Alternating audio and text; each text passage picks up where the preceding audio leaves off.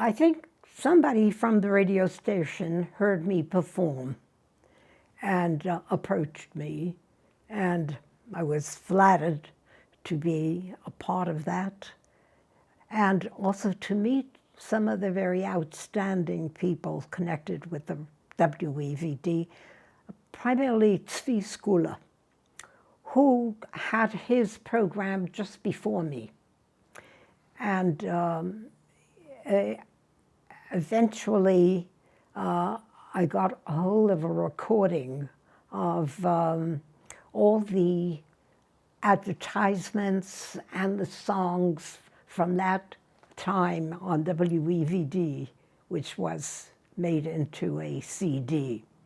And I just loved listening to Zvi Schooler. He was telling stories, and with beautiful Yiddish. And eventually, I saw him in Fiddle on the Roof as the rabbi.